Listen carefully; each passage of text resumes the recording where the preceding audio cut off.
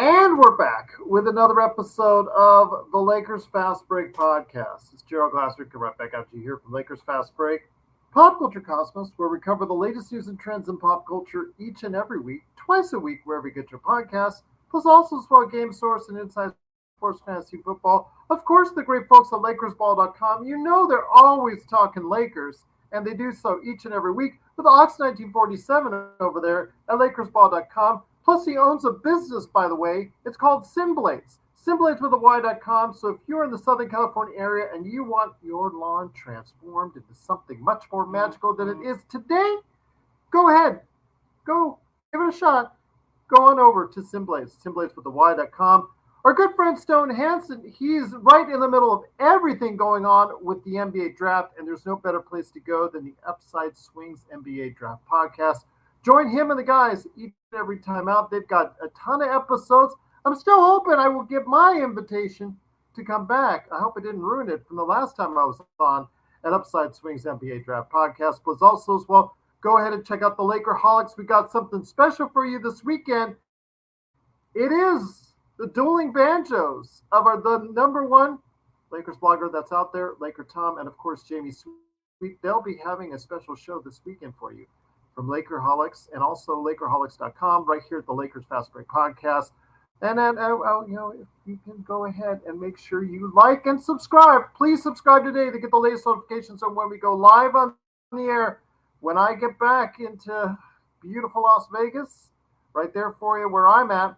I know I told Joe already I'm going knee deep into a lot of content. Whether I got Stone on, I know he wants to do more stuff. I'm going to try and reach out to Laker Nick. The whole entire crew that's out there, I'm going to go ahead and do it coming up this next week. So I got a ton of content coming for you right here at the Lakers Fast Break podcast. So please subscribe to get the latest notifications on when you can go ahead and check out the latest Lakers Fast Break right there for you. But it is the Lakers Fast Break right here in June. It is June. I know the NBA Finals are coming on tonight. I know we're kind of sad that the Lakers are not part of it. We know the Denver Nuggets and also as well the Miami Heat are going to go ahead and take battle in game one. We'll share some thoughts on that. I think it's going to be Denver in 5 games at the most, but that's just me. We'll talk about that here in a little bit. But the main important thing is Lakers, because the news and rumors are already started. We hear everything from Bobby Portis. We hear Kyrie Irving. We hear just a whole bunch of names being tossed about there. Obviously also as well what's going on with the guys that we would like to retain and maybe not like to retain going forward as well. So a ton of talk about there. But first up, the thing we know for sure is the Lakers have right now, when it comes to the NBA draft coming up later this month, the 17th and 47th pick.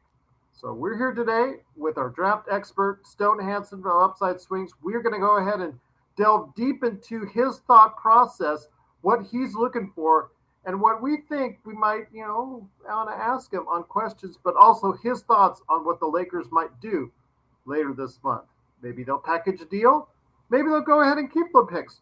We'll talk about what they might do, what they should do, and what they will do coming up later this month in the NBA draft. But also here today, good man indeed, it is Joe Soro, Ox 1947. And before we bring Stone Hansen on, Joe, good to have you back, my friend. Good to be back right here in the Pacific Northwest talking to you. Yeah, it's been lousy actually. I didn't anticipate it being this kind of just doesn't it? blah. Especially with Miami going to the finals. The 2020 rematch was very, very intriguing had it happened. And I believe the Lakers would have beat Miami again had they got past Denver. So it's settled in, and it's actually bothering me the more and more we wait for what the hell the result of this lousy finals is going to be. I'll tell you what, my friend, it's just something that we are going to go ahead and hopefully start rectifying to get the Lakers in a better position into the finals next season. So definitely looking forward to that. But before we get to Stone, I want to ask you real quick, any thoughts on the NBA Finals? Again, to me, Denver in 5, maybe even a sweep. Yeah, Denver in 5 or 6 is probably the way I'm going to go. The Cinderella story again for Miami is they're they're scrappy and they're this and they're that. But the problem is I guess, I mean, Milwaukee was good, but Milwaukee always has this issue with not coming through sometimes. And if Phoenix makes a couple shots, they'd still be in that area of not coming through since 2021. Denver has been the best team in the NBA since the beginning of the year. And if there's no major injuries, I don't see how they're going to be able to beat Miami. Miami would have to take tonight's game first to start putting in some scares. Yeah. So if Miami wants to win this series, they got to win game one. If they don't win game one, I see Denver going up 2-0 and Denver stealing one in Miami and then probably close it out in 5. Well, there you go, indeed. But also here today, good man indeed. You've got to go ahead and check out what he's doing today at the Upside Swings NBA Draft Podcast. It is Stone Hansen. Stone, first off, thanks so much for everything you did during the course of this past season with us. We truly were humbled and valued as far as what you did for us, as far as all the insight, all the stuff, whether the audience of ours loved it or hated it, they certainly appreciated and took it in. And it truly, truly, by all means, just helped accentuate this show even further, my friends. So the biggest compliments to you on what you did for us this season. Yeah, I just appreciate being on. I always love talking basketball, so it's good to be back here again. Now we sort of enter my favorite aspect of the year, and even though we're not in the finals like I wish we were, there's still exciting things to talk about. So there's a lot of good stuff to get to today.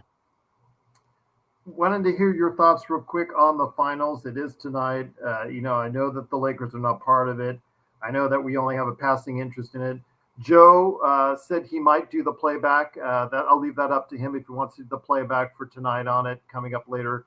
That's up to him if he wants to go ahead and start it up. But your thoughts on the NBA finals, my friend? I am gonna go Denver in 6, I think. I just think Miami could give them a bit of a run defensively.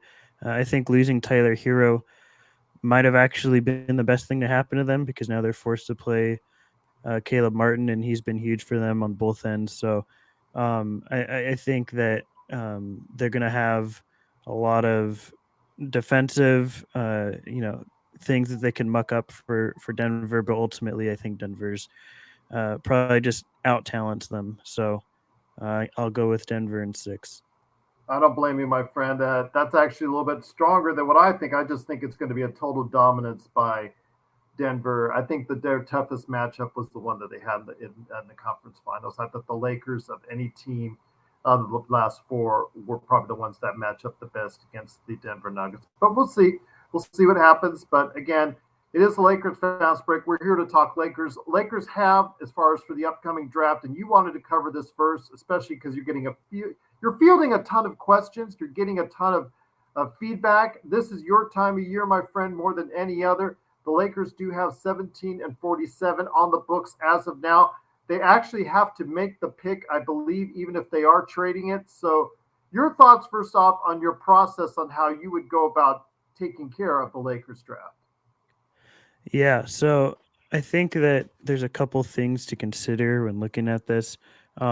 First of all, is the aspect of your 2 best players are older, and you want to make sure that you have something when they eventually are no longer with the team in one way or another, whether it's retiring or some crazy trade that we can't foresee right now. You want to have something to in the stable to continue on without having to tank for multiple years. The other aspect to consider is that at 17, you're not necessarily going to be getting a building block, a franchise changer, but at the same time, because of what I mentioned just a minute ago, that I don't think you want to rashly just trade it for whatever win now type of player might come around. I don't think you want to, the first semi-veteran that is a good starter. I don't think you want to just jump at that and say immediately we're going to send 17 and 47, whatever else we can to get that player. I think you want to take everything into consideration I think you want to make sure that if you do trade it, the player coming back is not just a 1 or 2 year type guy, and might be a bit more of a longer term player that can help us in the long term as well. So I think there's a couple things to consider. And as far as just like overall draft philosophy, I know there's a lot of people that are just say take the best player available.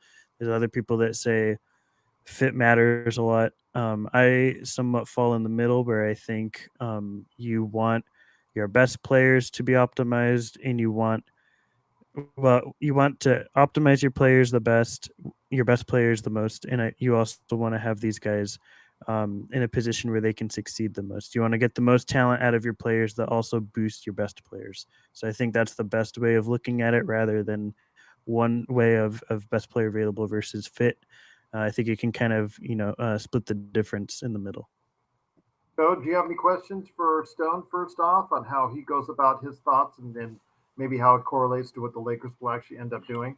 I haven't had any time to research what players might be available around that slot.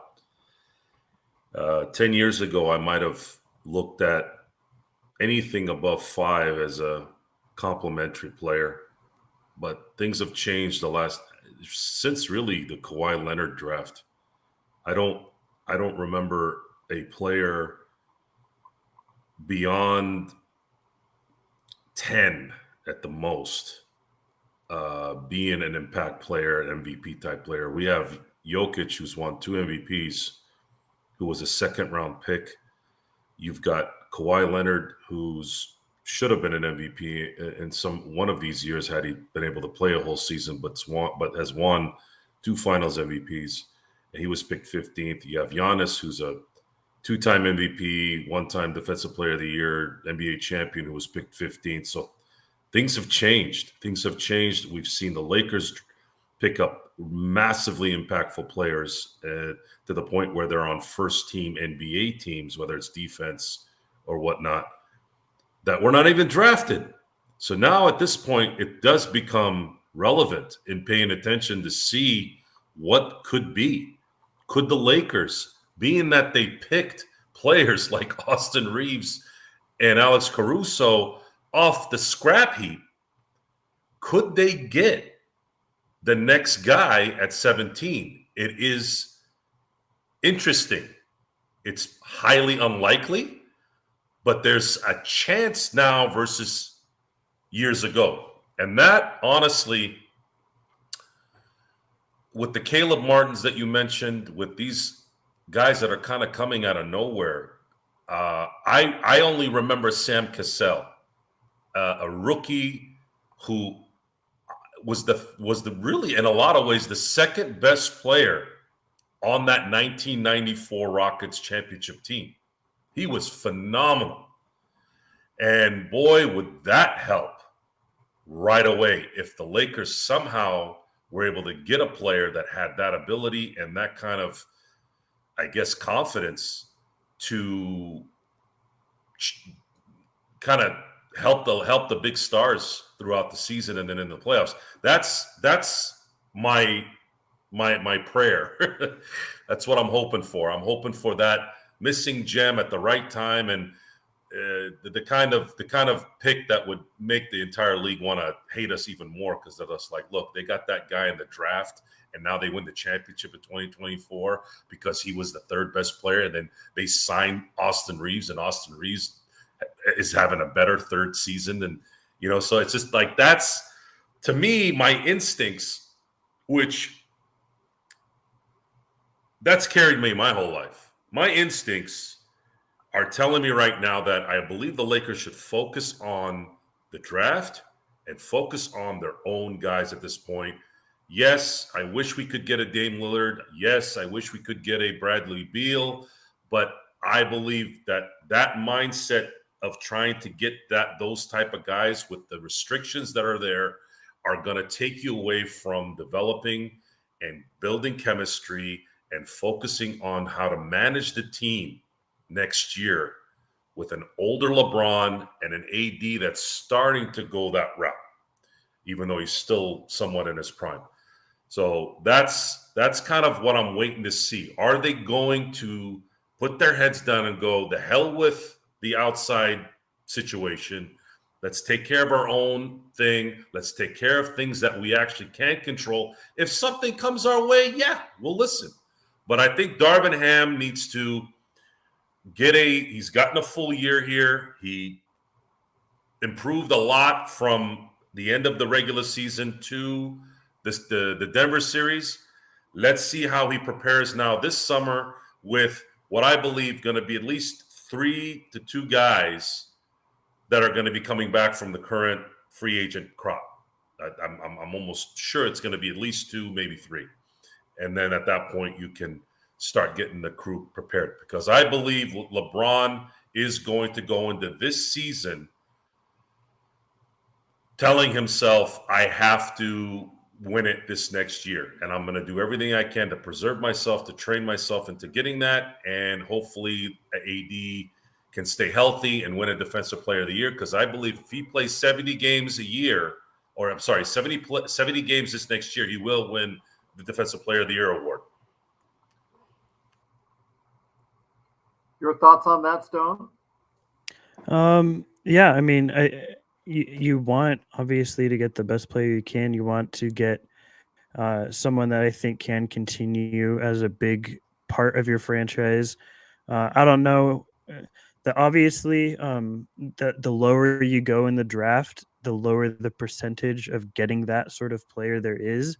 But there's not an impossibility, like Joe is saying. There's guys, in recent memory that have become real stars. It's just a lot of times it's a lot harder to predict that when they're going lower, and it's also, I mean, it's not impossible. It's just unlikely. The further down you get, the harder it is to find that star. The stars usually go at the top because that's where the teams identify their talent as. That said, I think there is at least one guy I kind of like at 17 to maybe be that. I think Nick Smith Jr. out of Arkansas is someone I've identified as like worthy of being a top 5 type guy. I actually have him 6 right now, but I would be fine with a team taking him top 5. He won't go that high. His stock has dropped since the start of the season after a lot of injury, a lot of context issues at Arkansas where this court was not spaced out very well. And I think he is a guard that can play both ways, can play on or off the ball. And I think will be someone that has the potential to make like multiple all-star games. Whether he does or not, I'm going to be wrong on guys. There's going to be guys that are better than I say and worse than I say. My thoughts and opinions might change after the draft takes place because they'll be in context where they might be in a lot better situation than they would be otherwise, and just viewing them through a vacuum. But as of now, I think Nick Smith Jr. would probably be my top pick at 17 and the guy most likely to be what Joe is hoping for. Okay, there you go, indeed. But once again, it is the Lakers Fast Break. Truly appreciate everyone being part of what we're doing here and watching and listening. It is Stone Hansen and Joe Soro. Stone Hansen you can find at Upside Swings NBA Draft Podcast. We are talking the Lakers draft. One thing I have for you, Stone, is this. I know that that's a good choice as well. Robert Carter was on Facebook. He's asking about Trey Jackson Davis from Indiana. What are your thoughts on him, and what are your assessment on if he could possibly be where the Lakers are drafting at? I would be pretty shocked if he went anywhere near like 17. I think he's probably more of a target at like 47 for the Lakers. It is really hard to say where guys are going to go. Like you can't just after the lottery, it gets really tough in this year's class. There's a lot of guys between 25 and 50 that their range may be in. It's really tough to pin down exactly, a 5 or 10 spot range for a lot of these players. Trace Jackson Davis would be someone I think goes a bit later than 17, maybe high 30s to in the 50s. I would imagine somewhere in the second round, maybe late first he sneaks in there, but I'm not the biggest fan of him. I know a lot of people like him. I think that He's a really good passer. I really love the passing from him. I think the rim protection is okay. I don't think it's great. I think he leaves the ground a little late. I think he's a little late rotationally on help. I think that he is an okay finisher, someone that can maybe be a lob threat consistently in the pick and roll. But he's definitely, for me, I have him in my current tier as someone that I would prefer taking in like a late second round range or as a priority two-way type guy. He won't fall that far. He'll probably go, like I said, between the late first and mid second, I would say. But he's not someone I'd be particularly like super happy if the Lakers got. You'd say he falls somewhere between maybe 27 and maybe 38, right there, right? Right. You're talking about late first, early second. Yeah, 25 to 45 maybe. There's a huge range for a lot of these guys. It's just going to be really tough to pin exactly where they go. Johnny 2K6 is also asking about the second draft as far as the second round in the draft. And he's asking about all these late, because yesterday was the deadline. Yesterday was the deadline for individual players to stay in the draft or pull their names out and become eligible once again for colleges or whatever they need to go if it's back overseas and whatnot. But there were about, think what I see, I retweeted, I think about 17 different names, 17 to 20 individuals that pulled out within the last 48 hours of that. That's usually commonplace for me from what I remember as far as all the individuals who are getting feedback who are told that maybe you're going to be a mid to late second rounder or not even drafted at all, maybe changing their mind and heading back to school. Yeah, you might be shocked. There's 108 names that withdrew yesterday. Generally, over 200 will declare. At least 50% of them generally know they're not going to be taken, but they just want to go through the pre-draft process to get feedback from teams and see what it is they can improve upon going into their next college year. But yeah, 108 guys withdrew. A lot of really significant guys, guys like Dayron Holmes, Judah Mintz, Terrence Shannon Jr., big names in terms of potential first round picks that decided to go back to school. So that's definitely, I think, thins the crop a bit in terms of second rounders, but I still think that there's opportunities both in pick 47 and in undrafted free agency to hit on guys. Once again, it is Stone Hansen from the Upside Swings NBA Draft Podcast. Please go ahead and support him today by checking out his latest episodes. Not only is he doing shows with the guys in regards to specific players, but also specific teams. They're doing team by team breakdowns. They're inviting experts from around the country, around the NBA, to go ahead and share their thoughts on the NBA draft as well. So go ahead and check it out, the Upside Swings NBA Draft Podcast. Joe, when you see what's going on with the draft, there's also the possibility with the Lakers, Stone knows this as well, seeing how LeBron's window is very short and how AD's window could be short or long. We don't know because he seemingly gets injured seemingly every year now these days. The thought is that maybe you should get a player or bundle the picks or package the picks for someone that you could possibly get as far as that could be a good rotational player or someone that can contribute quite heavily to the team.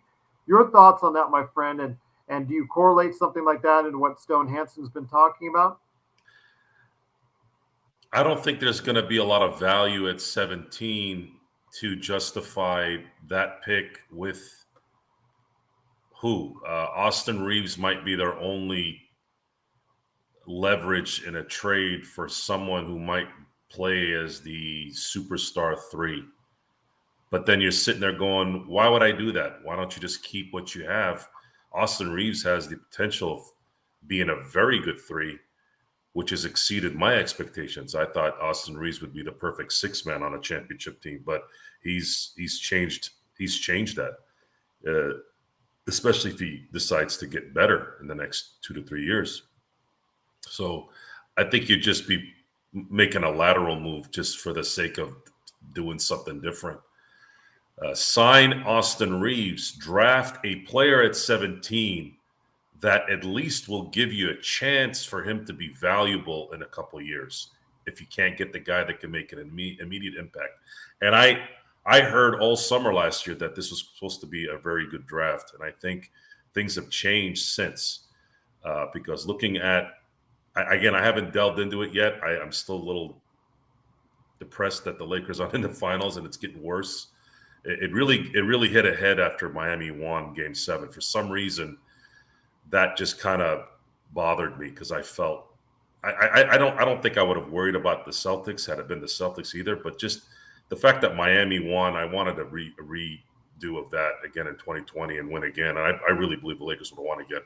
But I'm going to go into this draft here soon, probably likely right after the finals, because I think it's going to be a quick one.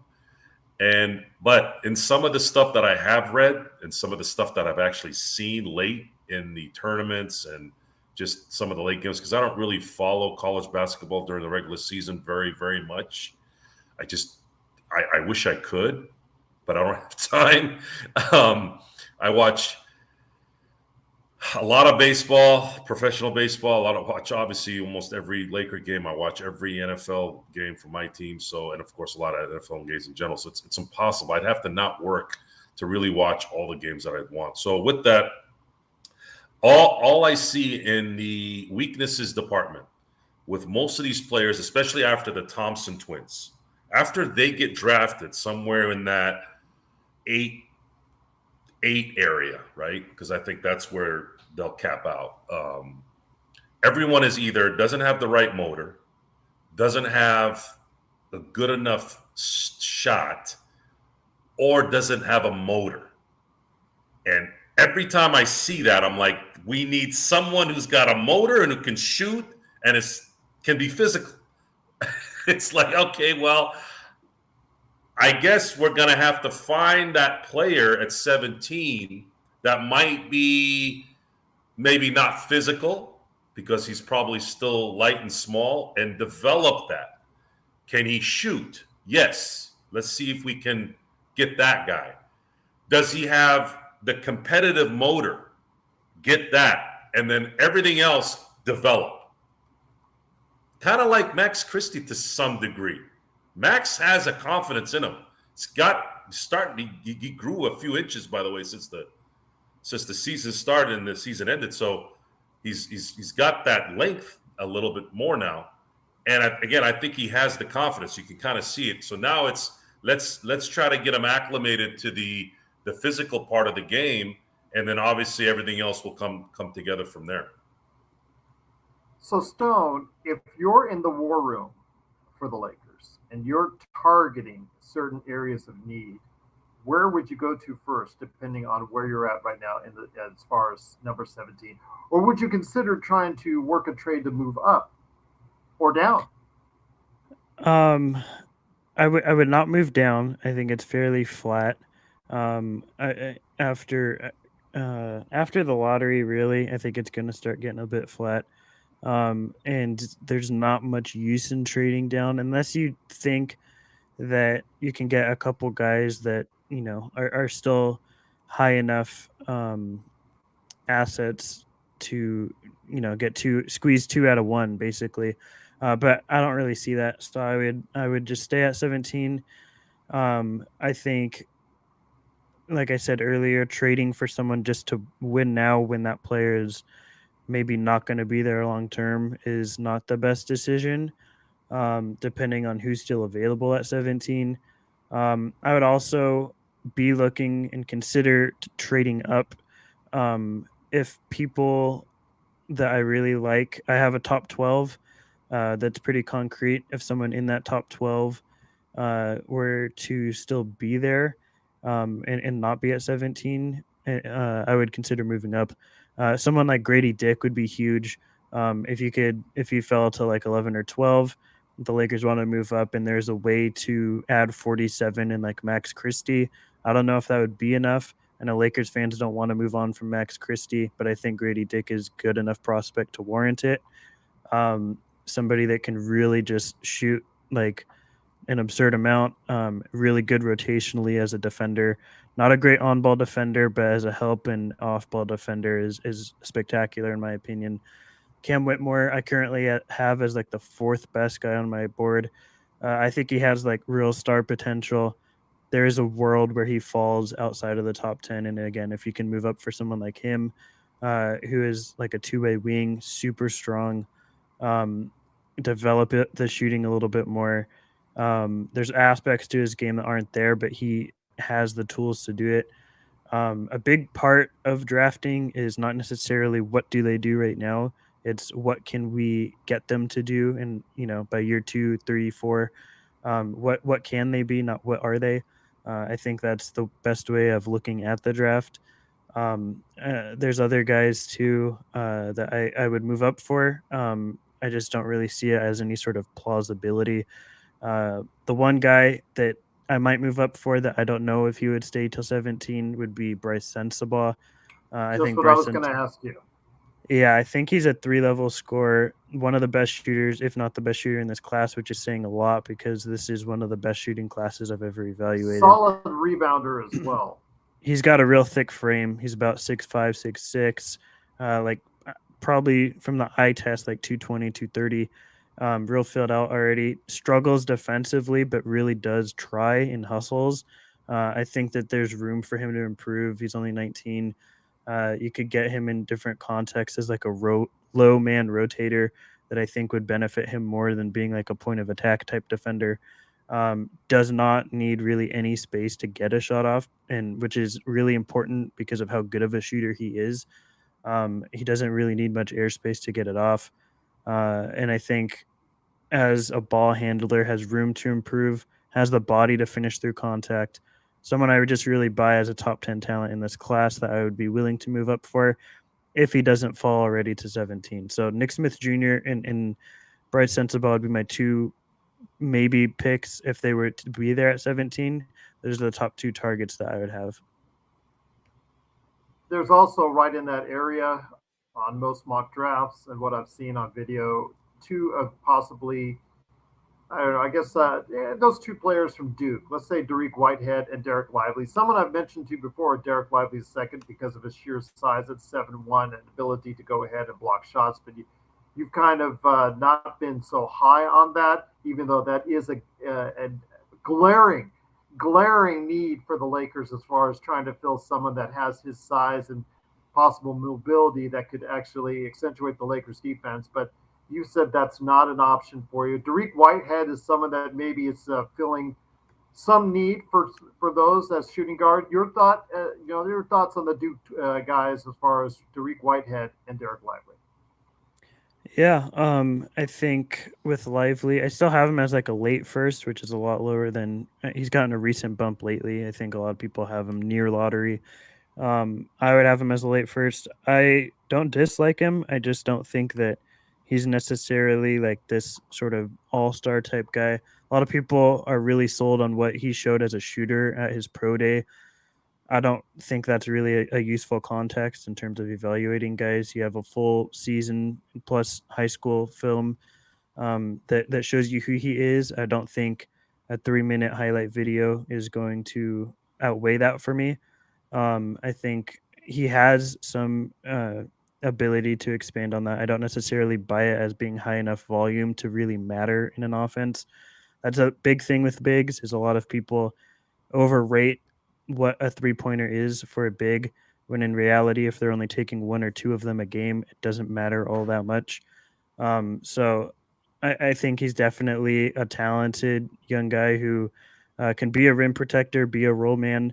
To me, is just not worth investing in at 17. And a lot of people I know are going to say, fit in what have you. To me, I think, like I said, you want to do what makes your two best players the best, and you also want to think about long term, like what you want this team to be. I think that you don't want to just strictly draft for fit because in the end you could be sacrificing, a really good player that you could have had just because you wanted to make sure they fit and fill a hole. And in most cases, to tell you the truth, like outside of top 5, maybe 10 guys, most rookies are going to be bad. That's just the reality of it. The first year for a lot of guys is just a really bad year.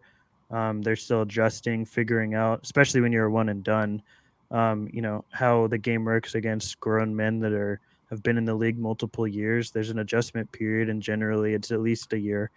Um, you look at guys, in the beginning, Brandon Ingram, even for us, had a pretty horrendous rookie year, ended up being an awesome player, but there's a big adjustment period that comes for a lot of guys. And I think people are quick to overlook that because they want a player to fill a need, when in reality, it's going to take a couple years for them to actually fill it.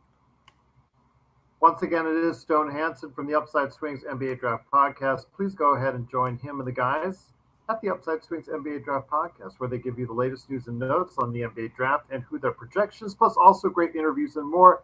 Go ahead and check them out today after you go ahead and check us out, always, at the Upside Swings NBA Draft Podcast. And Joe, I wanted to go ahead and bring you back in.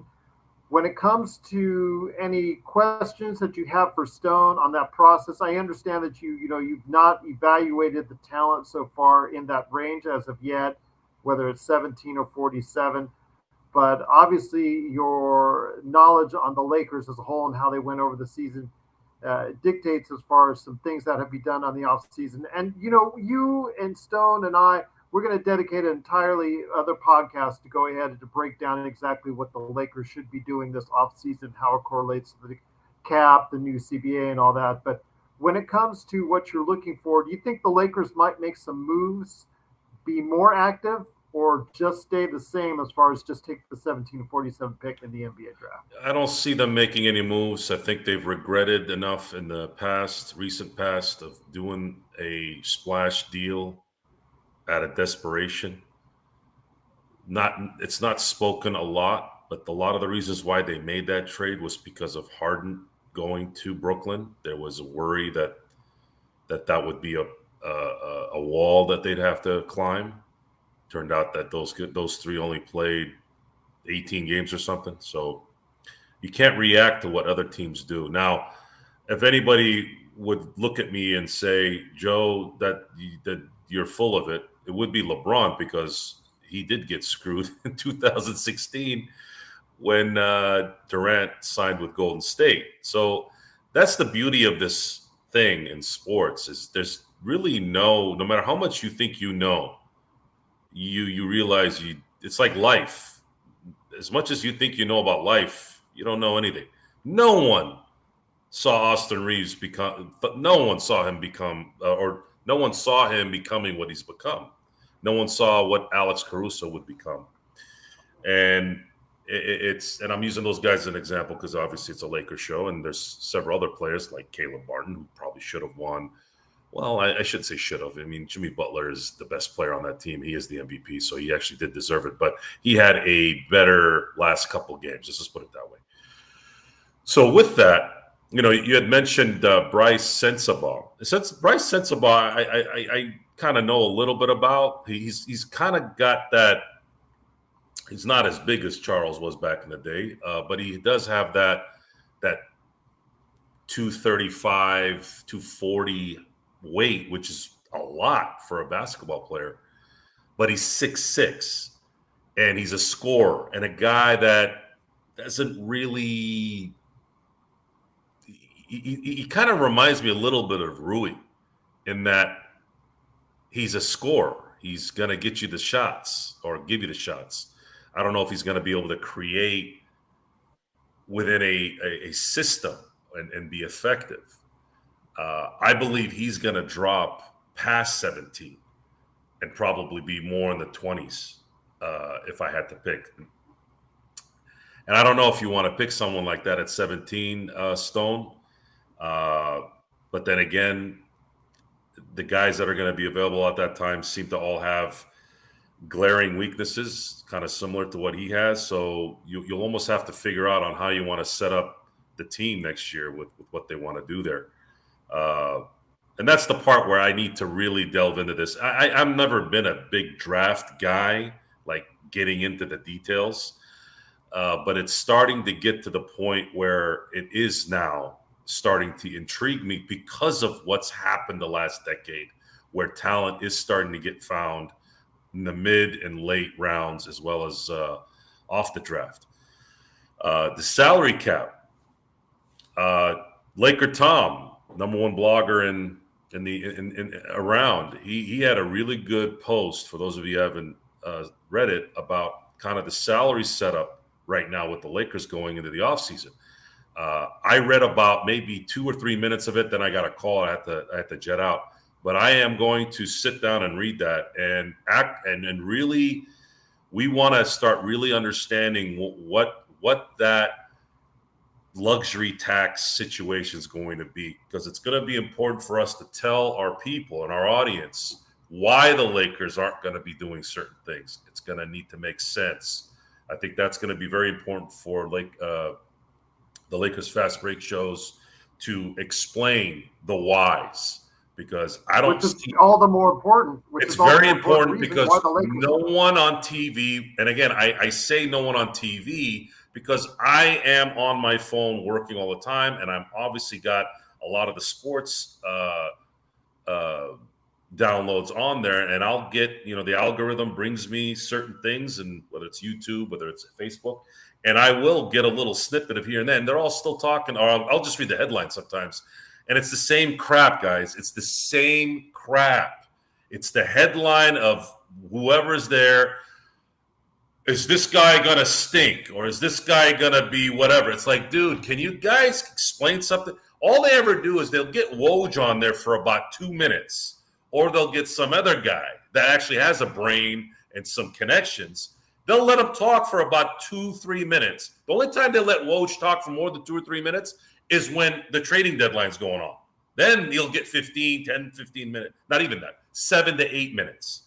For us on this show, I want us to be the draft gurus. As long as Stone is around and not going anywhere, I'd like to definitely take advantage of that.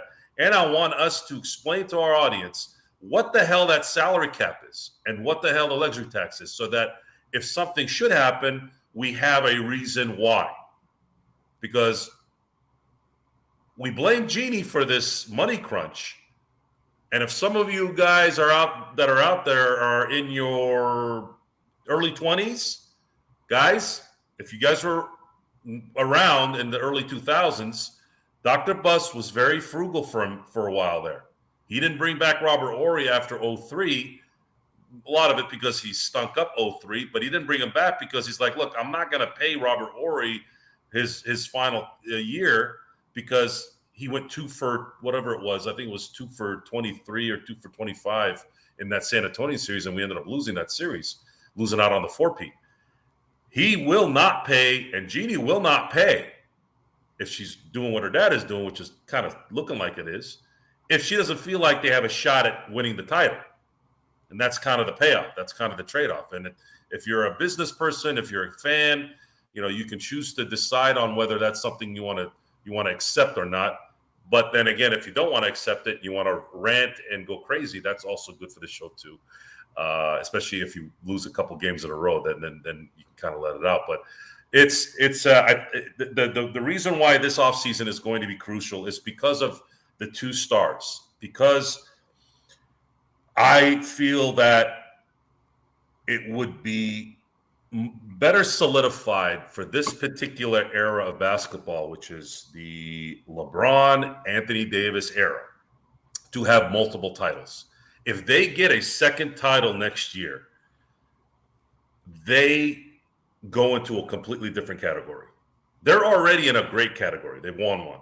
But boy, if they get a second one, especially with it being 18, it really, really sets the table for the Lakers in so many ways. They're already a great franchise. They're already one of the most popular ones in the world, but they just go up to another level that really hasn't ever been touched, in my opinion.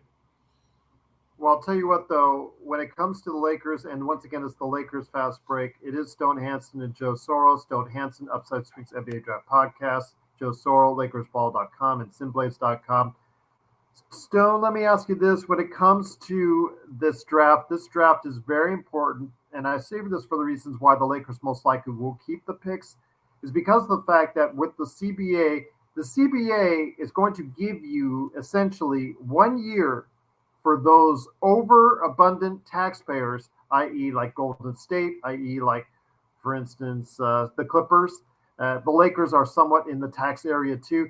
To get your act straight, because this time next year, you're really going to be sweating bullets because if you go into the 2024-2025 season overabundant on your taxes, you're going to get a lot of your power stripped away. So it's imperative that you take these players at 1747, you hit on them, Stone.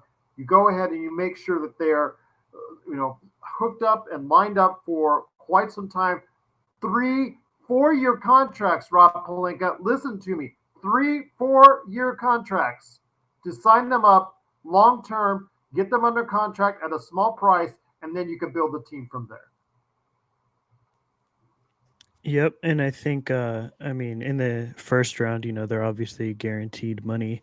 In the second round, it becomes to me, it's kind of ridiculous. Like some guys get drafted, and the team that drafts them never even signs them to a deal, which is ridiculous to me. Um, there's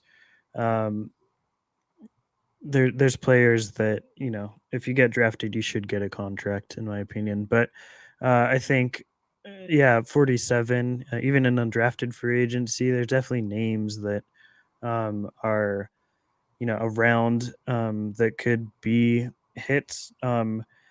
There's guys that I think are useful for this team. That's more where I would look to address team need, honestly.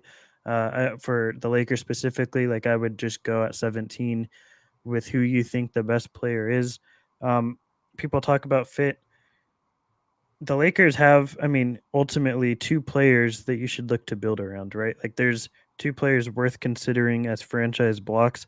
Austin's great. Austin's probably not a top two player on a championship team. I think LeBron and Anthony Davis are the top two guys you're looking at in terms of, who you want to put around them. And if that's the case, anybody fits, right? Like anyone can fit around those two because Russell Westbrook, no. yeah, but you're probably not getting Almost a player with that sort of usage at 17 regardless. But I think that, obviously shooting is the big thing, but like I said, this is one of the better draft classes in terms of shooting. And even then, you have to look into the long term. This is a team that is not going to be contending for a title 5-6 years from now. They're just not young enough to do that. With LeBron and Anthony Davis as your best two players, we can do it. Those two just won't be, the ones leading us in that time frame. So you want to find guys that you can keep replenishing with. And if you go with a team need versus what player might bring better talent, I think you are making a mistake because there's look at what the Warriors did, right? They went with Wiseman because they didn't think LaMelo could fit, and now LaMelo's a much better player, and Wiseman is probably a backup. So you are sacrificing better talent for fit. For this team specifically, I don't think is the right move. Having said that, at like 47, undrafted and 47, I think can be lumped together because I think there's a lot of guys that are just going to be in that sort of range that could go at 47, could be undrafted free agents.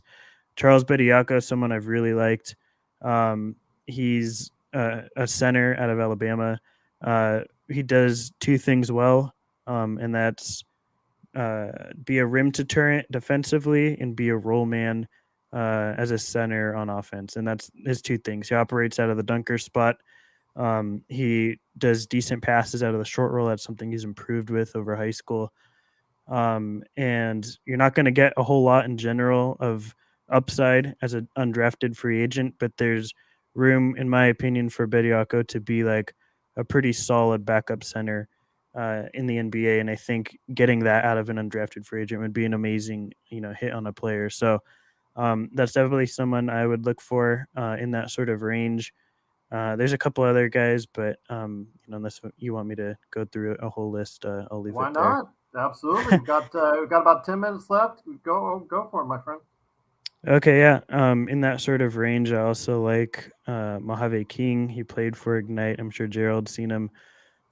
He's someone I've been in draft things for 5-6 years now, amongst our circles, and he played in the Global Academy in Australia in high school.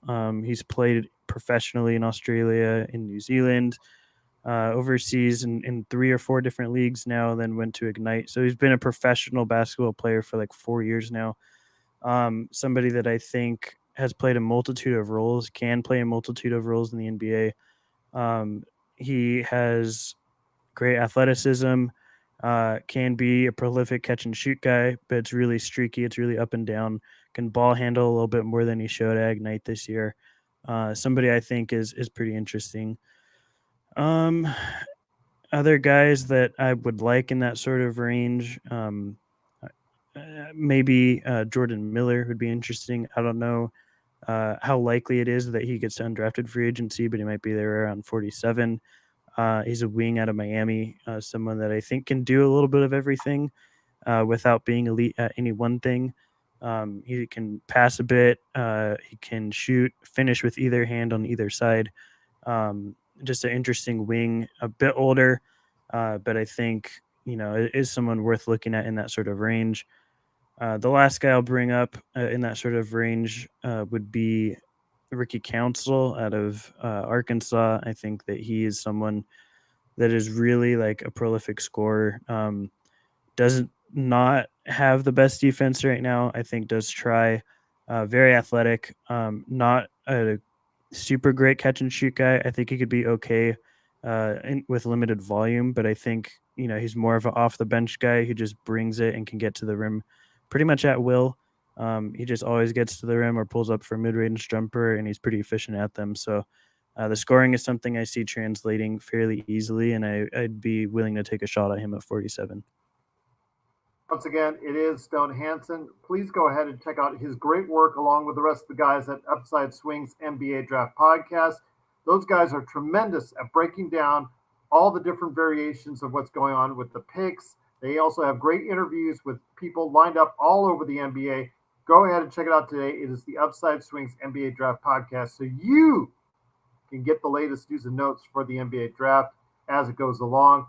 Again, as Stone mentioned, about 108 names overall withdrew from the NBA Draft. So see who's left, see who's going to go where, and get a good idea what's going on in the NBA Draft with the Upside Swings NBA Draft Podcast. But Joe Soro of LakersBall.com, I'll go ahead and, as far as closed out with both you guys before we head on out.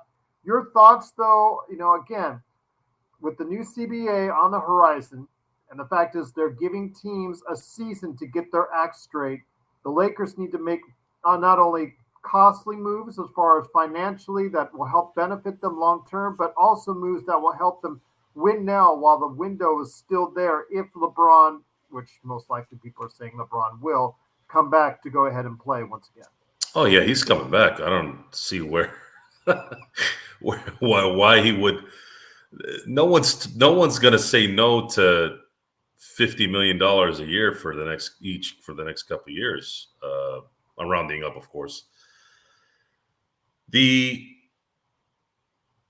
job of the Lakers in this offseason is they're going to have to preserve LeBron. They got a pass the last 18 months or minus during the trade deadline, let's say. Trade deadline and before, since the Russell Westbrook trade. You tried something there, didn't work. Okay, it's in the past. Stop lingering on it. Stop thinking about it. Stop talking about it. Stop just forget about that now. Soon as this thing starts, soon as this new season starts, the job of the Lakers, no matter what it takes, if you want to win a championship with LeBron and AD as the focal points, you are going to have to figure out a plan to preserve LeBron James, especially. If you can do that next season, you have a huge shot at winning the title. Even if you keep the core, relatively the main core of Austin Reeves and let's say Vando and D'Angelo Russell had a terrible Denver series, but he had a really good Golden State and Memphis series. If we threw everyone out that had a bad series the previous season, we'd have 100 NBA players that have done that. We can't be prisoners of the moment and say D'Angelo doesn't have any value. If you want to say he doesn't have any value on defense and you're surprised that his defense stunk in the Denver series, then you haven't been watching basketball. Denver exploited it. We couldn't adjust. It's that simple, guys. Now, I would like D'Angelo Russell and Darvin Ham and the team to try to help him play better defense. And think of it that way. Why? Because it's going to be much easier to sign him now that he stunk. So there's a silver lining there. And at the same time, you have now a training camp to prepare with these guys who are very young. Some are very athletic and some are driven to play well. Rui played well when it mattered. A lot of value there if you can get him at a good number. Austin Reeves has the it factor in being a good team player and a good basketball player that could play around 2 stars. That's how they have to have their mindset, in my view. You have that mindset. Let's put this thing together. Let's use the tools we have. And if for some reason something happens, then adjust. But it has to be the right situation. It has to be that guy that's like, dude, this is like Jimmy Butler getting put into the team. And then you make that decision and you roll with it. But there is nothing I think is more important this offseason than to set this team up for 2020, 2023, 2024 for LeBron to not play more than 30 minutes a game the entire regular season. And the way the NBA is set up now, where you can be a 7th seed and an 8th seed and still be dangerous, which is the first time I've ever seen it be that, minus a strike season or a lockout season. Now I'll buy into the fact that you can coast during the regular season somewhat and then turn it on in the regular season. In the playoffs. In this case, it's a necessity. I'd rather not see him miss 20 games. I don't want them to miss 20 games. I want them to be managed for every game they can play. There's a difference. There's a huge difference because there's continuity that you still need, that you need to build. If he's gone for 10 games, that doesn't help with continuity. That's what I think this team needs. And if they had these guys at the beginning of the year, maybe we beat Denver. Maybe we don't even face Denver. Who knows how it would have played out. But the focus now is get your guys set and ready, sign who you're going to sign, adjust, and then hopefully in the draft, if we can somehow get lucky again and draft a Zubac in the 2nd round, something like that, and then hopefully find some guard. Because my feeling is just some kind of a guard that can maybe get to the hoop a little bit, that you can get at 17. That would be immensely valuable. I think that's what's going to actually dictate who the Lakers sign also, guys. Whether they're going to sign D'Angelo to a certain contract or whether they're going to bring back Rui. Let's use Stone's example of Bryce Sensabaugh. If they draft Bryce at 17, let's say, I think that's a telltale sign that Rui's not coming back because in a lot of ways they're kind of the same player from what I've read and seen to some degree. A little shorter, but kind of that scorer type player that doesn't really, he's not really a glue to an offensive scheme. So we're what's great is we do a show where we want to keep people engaged, and this is going to be our chance to get everyone engaged because I do like where we're picking, especially considering where we thought we were going to be at the beginning of the year. A lot of us thought this pick was going to go somewhere else, and it's not. And then, of course, Sorry, New Orleans. Yeah. and of course, we have players that we got at the deadline that have some value, and now we're going to have a chance to bring those guys back, some of those guys back, and go to this particular setup to where, hey, we have some youth. Let's use them. Let's put the right scheme together this off season and training camp to make their talents work for us to the point where we can get to one more level and hopefully win a championship. All right, but that's Joe Soro. Please go ahead and check him out. That's Ox1947 at LakersBall.com. But the guy with the last word for today's show will be Stone Hansen. Stone, know you guys got a lot of work ahead of you and what you're doing for now on the Upside Swings NBA Draft Podcast. Get everybody up to speed. And yes, Devotion, I would love to have him as a regular part. But again, as with everybody that's ever been on this show, how much they want to be on this show is entirely up to them. So again, Stone, we'd love to have you on. But as much as you like to, that's up to you.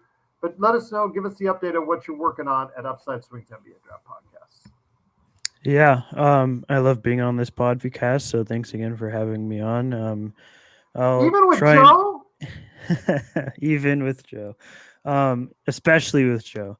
I love being on here, and I have a lot of work I'm doing, so it's more a matter of time management than anything. I think this is the 4th podcast today, and I still have a few more to do just for today, and then I have like 7 or 8 tomorrow as well. We're recording a ton, putting out tons of content, whether it be on the website, upsideswings.com, wherever you get your podcasts. We do 2.5 hour breakdowns of multiple players within the draft, discussing everything.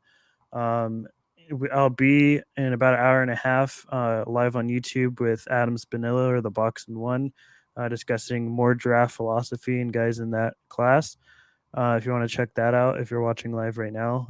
And then also anything I'm doing draft wise, if it's not with Upside Swings, you can also find on Twitter at report_court.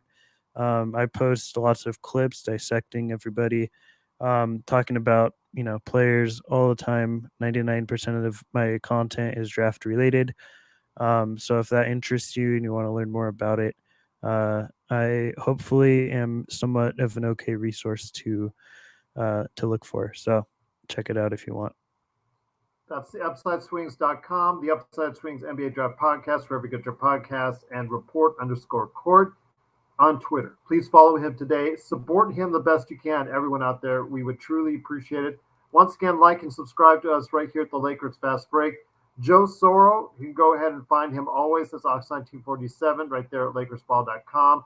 But before we end it out, I wanted to go ahead and mention, if you did not see it in the notes for this weekend, I think that the guys from Lakerholics.com, they both contacted me. They both said that they're ready. They both said that they're going to be glad to put a new show out there for each and every one of you on the weekends. Going to go ahead for a new Lakers weekend show with the Lakerholics crew. So that's Lakerholics.com crew of Laker Tom, the #1 Lakers blogger that's out there, and also Jamie Sweet. They're going to go ahead and be a part of what we're doing with their own show. I don't know if it gets into some major arguments, because if you check them out on Lakerholics.com, they have a tendency to go ahead and get into some arguments. So it's going to be very interesting to see. It's going to be this Saturday at 12 p.m. Pacific. So I'm looking forward to that. Joe, great to have you here. Stone, great to have you here. Guys, and everyone in the chat, you've been the best as always. Again, we're not going away. I just went on vacation a little bit, just took a few days off. I know Magic Man, he just wanted to go ahead and take some time off, and absolutely respect his wishes on that. He's always welcome back whenever he wants. But, I'm just so glad to see everyone out there, all these friendly faces once again. But please go ahead, like and subscribe. When I get back to Las Vegas, I will go ahead and kick out a lot more episodes, as it gets closer and closer to the NBA draft. And, of course, free agency. We got to ramp it up. I know Joe has said he might be doing a playback tonight for the NBA Finals. I'll leave that up to him. And if he does, we'll go ahead and tweet on that. Are you going to go ahead and plan to do a playback? Or? Well, I have one more task here in the next half hour, and then I'll be coming back. So I will ultimately be on playback. Just don't know when exactly. All right. Well, I'll tell you what. I'll start it up, but I do need you to go ahead and be a sporty because I'm going to be on the road here in Seattle in a bit. But again, for Stone Hansen, it's Gerald Glassford and also as well Joe Soro. Thanks so much for watching and listening. It is truly appreciated. I see the Joe versus John show that needs to happen according to Blue Magic. I'll ask John to see if he's up for it. But I also got to get John back up on the air.